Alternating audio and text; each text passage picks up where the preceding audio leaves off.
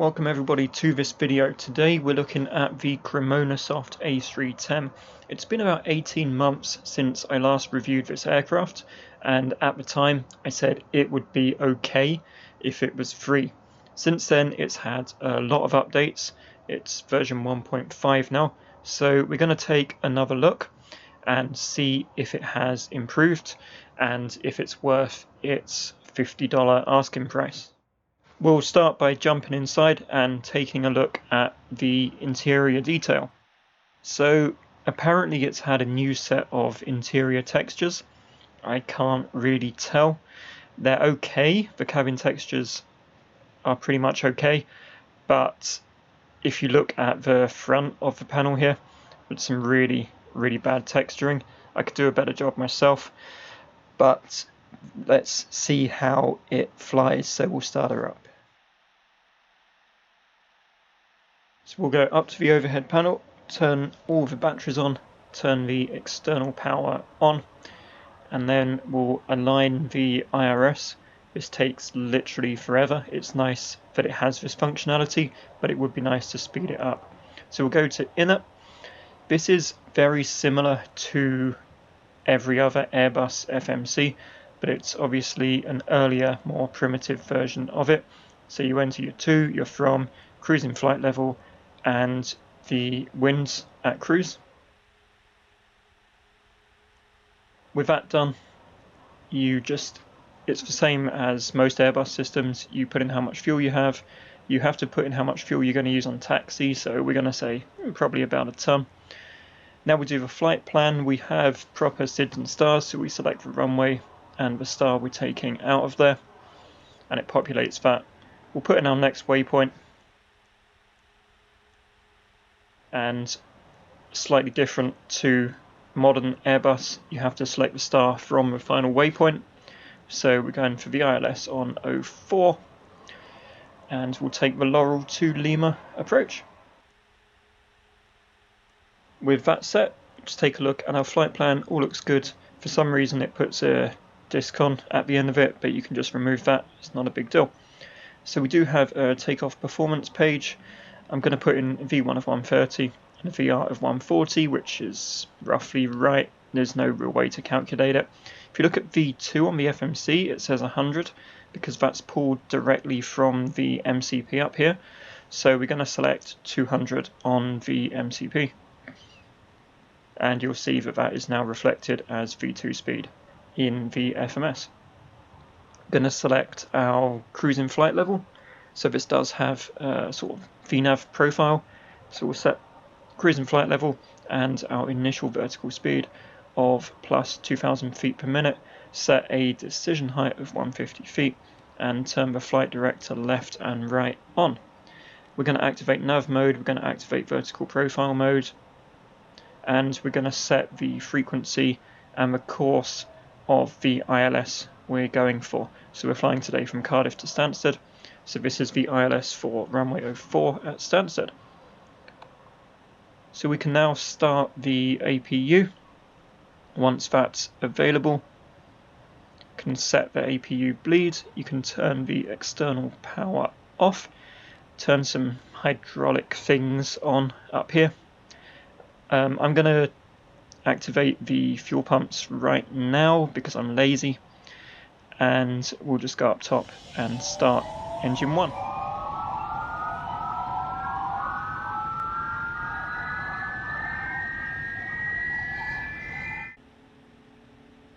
So that's engine 1 starting up. You can see the gauges on the bottom right of the screen move there. It sounds kind of like a spaceship.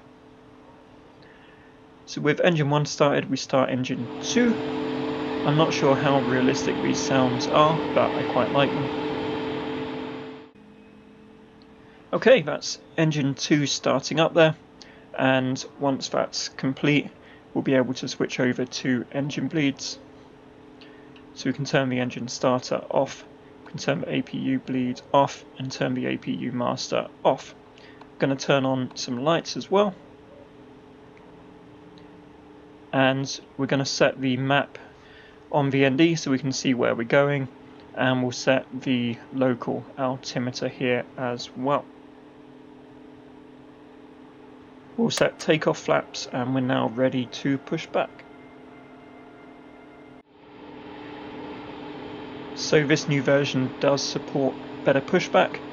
I think the original literally completely fell over if you tried to use better pushback, so that's one improvement.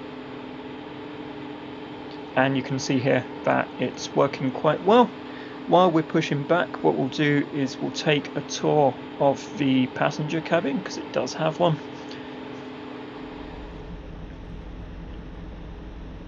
So as we enter the cabin, you can see it actually looks quite nice. It's certainly a higher quality to the flight deck. The texturing's just fine, the modelling seems okay. It also reminds you what a big plane the A310 was. It's 3 across seating on 3 rows, so it's quite a big plane. But in terms of the cabin, it's not too far removed from most other payware planes. There's not much detail at the back there, but at least it has a cabin, which is better than some other payware aircraft out there. So let's head back to the flight deck and our pushback should be complete.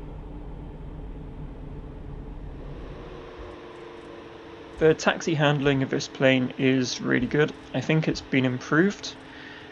You taxi using the rudder, the twist rudder, if you have a joystick, and the brakes are nice and progressive as well, so it's a really nice aircraft to taxi.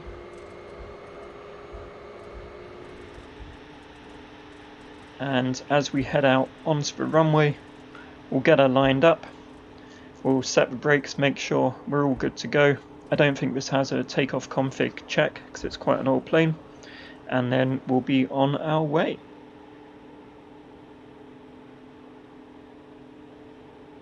So for takeoff, you want to set about 75% manual throttle. If you go full takeoff power, it's pretty uncontrollable. It's just way too fast. I think it supports flex and that kind of thing as well, but I just use manual throttle, and then once we get into the air, we can use some of the automatic stuff. Although you set V-speeds in the FMC, there don't seem to be any V-speed callouts. They are labelled on the PFD, but you just have to kind of keep an eye on them. Okay, so gear up, auto throttle.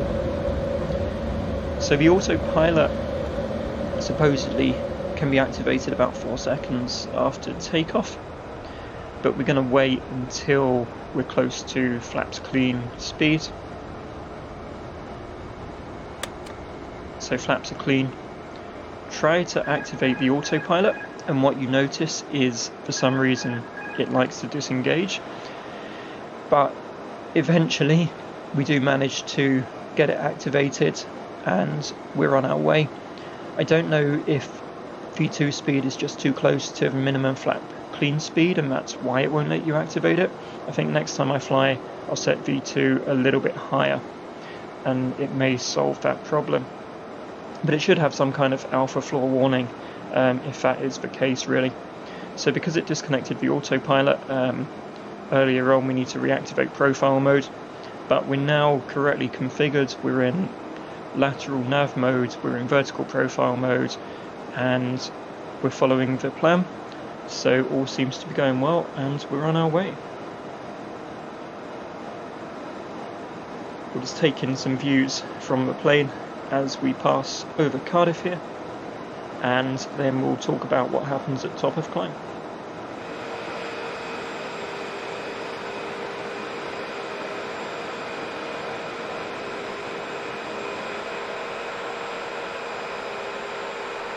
The exterior model seems just fine. I don't think it's got the best or the most detailed PBR, but it certainly looks okay. So as we approach top of climb here, we'll see the flight mode annunciator switch from path to altitude mode, and the plane starts to level off quite nicely. So VNAV up to cruise works perfectly well. I'm not sure how it deals with altitude restrictions on the way up, but honestly that's kind of the only thing you'd look at if you were flying on VATSIM. I think it's probably more a limitation of this implementation of the plane, this version of the plane, the Cremonasoft, than the aircraft itself.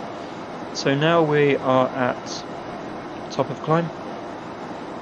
You can see the plane does have an approach ref page, but it doesn't really do anything as far as I can tell, so we're just going to ignore it.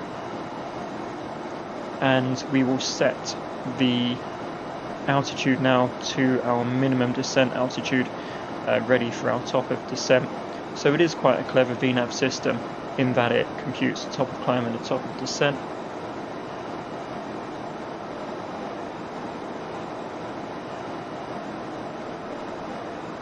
So this is the top of descent. What you need to do is just confirm profile mode and the aircraft will start to descend on the vertical path.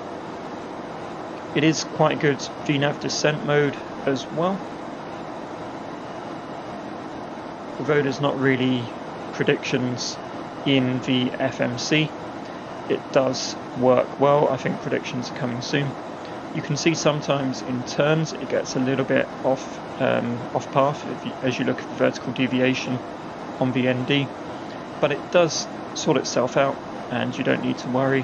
The VNAV descent works just fine. So you'll see we're now coming up to just below 10,000 feet and we're still above 250 knots. It doesn't seem to have any kind of altitude related speed restriction dialed into it. And the other thing is, as we're approaching the intercept for the runway, it doesn't have any programmed deceleration.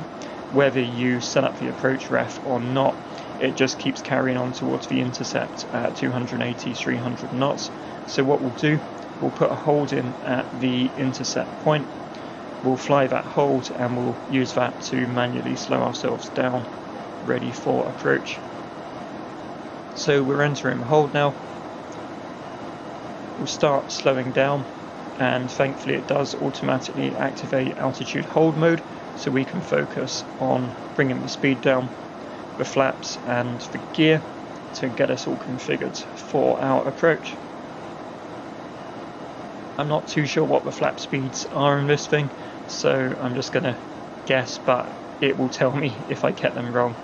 I think they're roughly the same as any other Airbus. So we go flaps 1.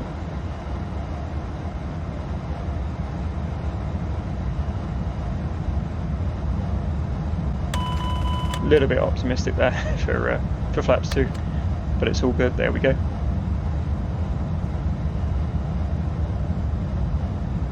So we're just flying the hold now, slowing ourselves down and getting ourselves configured for landing. Once we are all configured, we can head back towards the intercept point and I'll show how to do that as well. So now we're in landing config, we can just go direct to the intercept and it will start flying us back. So we'll be able to intercept the ILS and fly the approach as normal.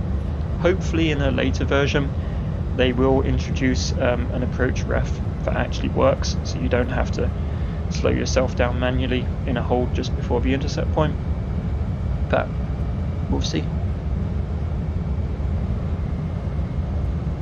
Okay, so we're now approaching the intercept. So we can put it into land mode, which is the equivalent of approach mode. You can see that auto land is flashing because we're not established on the localizer yet. We'll activate command 2 because we're going to try out the auto land as well. Also going to put the ILS there on the PFD.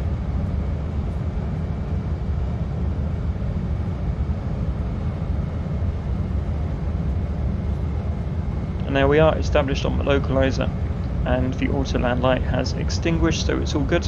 We'll follow the localizer and glide slope all the way down to the runway.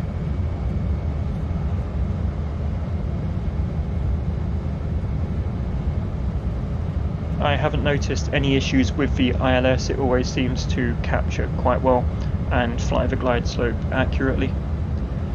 So here we are on final approach to Stansted Airport for an auto land in the Cremonasoft A310.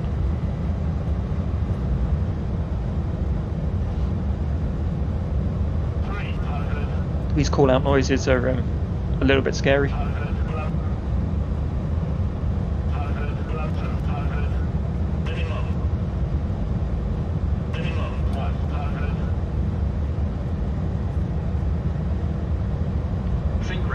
So as soon as we get the flare indication, we manually back off the throttle and apply the reversers.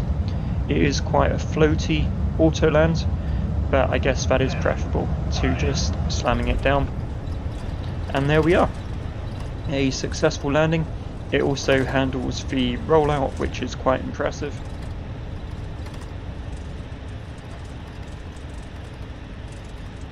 So through 80 knots, reverses off onto the brakes, and we will deactivate the autopilot and we'll taxi ourselves off the runway here.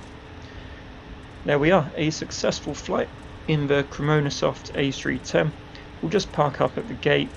We will do a shutdown of the aircraft and then we'll take in some replays and talk about the plane as it is today.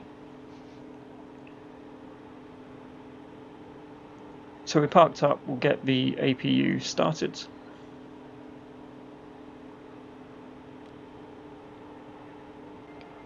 Now that's available, turn on APU bleed. We can now switch off the engines or switch off fuel to the engines. There we go, you can see our engine shutting down. So we are parked up, it's time for some replays of the landing. So conclusions about the new version of the Cremonasoft A310. It's obviously a huge improvement on the original version, which should probably never have shipped in the first place. I like the fact they've gone for a completely custom FMC.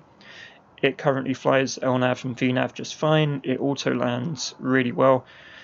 It does have some small issues, that thing with the broken approach ref and that odd autopilot activation on takeoff, but I'm sure those are things that can be worked out. So as it stands, is it currently worth the asking price? Probably not quite yet, but I think it will be very soon. I do feel like they should be offering this for about $30 at the moment, but improvements will come, and right now it's still a much improved and fun aircraft to fly. And thank you very much for watching. I'll see you next time.